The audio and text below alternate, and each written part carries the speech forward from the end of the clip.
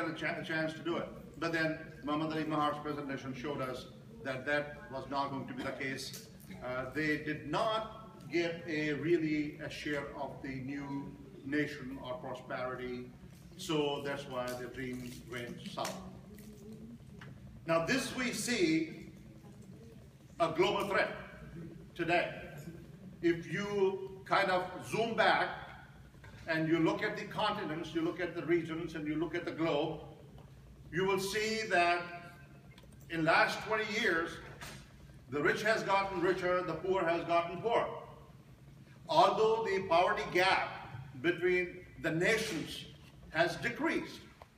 We have new power players. We have Brazil, we have India, we've got entire BRIC nations, the whole regional alliance. And you look at the members of those regions and that alliance, Malaysia, Singapore. Singapore has the highest GDP than any other country in the world, even more than Europe, more than Germany and USA. So there has been a shrinking gap between the nations, but the gap within each nation has increased, the poverty gap. And that is a ticking bomb, my friends. But a lot of scientists, a very overwhelming number of social scientists and economists, they have come to a conclusion that the poverty is not correlated with the terrorism. There is no correlation. Because if you look at the 9/11, if you look at all those folks who are really leading this campaign, none of them is really starving. They are well-to-do people. They came from, 15 out of 19 came from Saudi Arabia, and remaining came from Egypt and Lebanon. Well-to-do families, from prince's family, a lot of money, a lot of privileges, but yet they are involved in this global terrorism. We have lots of population in Europe, from Holland, from Germany, because they had open border for a long, long time, so there have been lots of immigrants. Children who were born there are turning against their own countries, their own nations, for which they have passports. The internet that we all cherish, that we say is the era of globalization, but it has some price that we have to pay. And that is, my observation is, and in my study, globalization and an instant contact between individuals and communities has actually reduced the phenomenon of adaptation to the new cultures and new lands. It has slowed down the process of melting into that pot.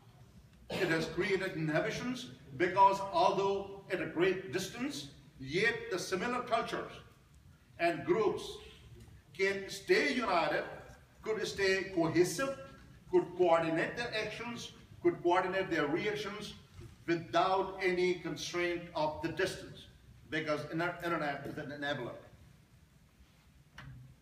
Again, going back to the partition lessons, we believe, and I personally believe, that it is not the economic drivers which are driving this extremism and violent extremism. It is actually the dominance, the feeling of dominance. Over the years and decades, people have learned their individual dignity, and they love it. When they see abuse of power, whether it is by the local governments or international organizations or superpowers, they definitely resent that, because they question what makes them more qualified than us. So the lessons to be learned are as follows. What are these solutions? Where do we go from here? We know that the poverty is not the driving force. We know that if poverty was the driving force, many African countries, and I'll be very happy to share some of the things with you. For example, from the GDP perspective, Nigeria has higher GDP than a lot of countries, because of oil-rich country. And China has almost the lowest GDP. Because of the population, only few people are rich in China. But there is no terrorism in China that we know. There is some, but you know, it is being curbed. But Nigeria is up on the top. And you know, Chad, Zambia, Haiti, Ghana, Angola, Tajikistan, Belize, Philippines, Indonesia, India, all of these countries, as I give their names, they have the lowest instances of terrorism, and they have lowest instances of GDP. So that tells us that it's not connected. So what we have to do is we have to find solution at the ideological level. I think it's the ideology. It is that feeling of dominance, that you're being dominated, you are being directed by someone, that somebody is determining your fate, and somebody has a total control over your life. That feeling has to go.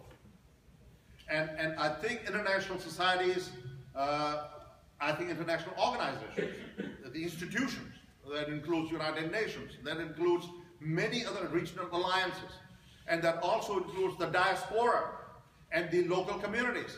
I think there has to be a dialogue, an open dialogue, no matter how sharp that is. There has to be an open dialogue between the communities. For example, the Sindhi diaspora, the Pakistani diaspora, the Arab diaspora, or all the Muslim diaspora, and the local people, they have to sit together right here in USA. Government doesn't have to dictate it. Government can facilitate it, but they get out of the way. And let's have open dialogue. Let's talk about various issues, what's bothering us. And same is supposed to be happening, should be happening across the world. Because unless we don't go and talk to each other heart and heart, I'm telling you, we may shout at each other on the phones, and we may do the same thing on the internet, but when we get together and we hug each other, a lot of anger is out of the window. So the personal touch has really nothing has replaced the personal touch. So we really need to focus on that one. As far as the Pakistan is concerned, I think we don't talk about it anymore. And I have this bone to pick with lots of intellectuals and lots of journalists. You cannot baptize a state. That's not happening. That should not happen. You cannot baptize a state. You cannot call a state a Jewish state or Islamic state. We have to separate. We have to separate the state and the religion. Every person has a right to practice his or her own religion, regardless what it is. Because when problem starts when I tell you that my religion is the best, and you know what, yours doesn't worth a dime. Now that's where the problem starts. So I think we have to start talking. If we don't talk, it's never going to happen. There's no guarantee that our talk is going to make it happen, but at least that's the first step. The second thing is, I think we should revisit the curriculum. It is one of the most hateful curriculum in Pakistan. And what some of us who have been part of the administration and part of the education and everything else, we know that that is not right. When you teach in a curriculum, for example, Sindhi mein, Hindus have small places, they live in small places, their homes are dark, they are filthy, they don't wash themselves. I mean, I can actually quote you so many instances from the books that they teach. These are all books authorized by the board. I mean, we're not talking about the madrasas at all. This is ridiculous. We have to, if we don't raise our voice, we're actually fooling ourselves. Because you can't turn around and complain in this country and say the churches are telling us to convert to Christianity. If we're going to force our people to convert into Islam, then we cannot complain if somebody comes and says, hey, you're living in God's country, you got to convert into Christianity. So I think that has to, thank you, 5 minutes. Gender equality. I even hear women talking about gender equality.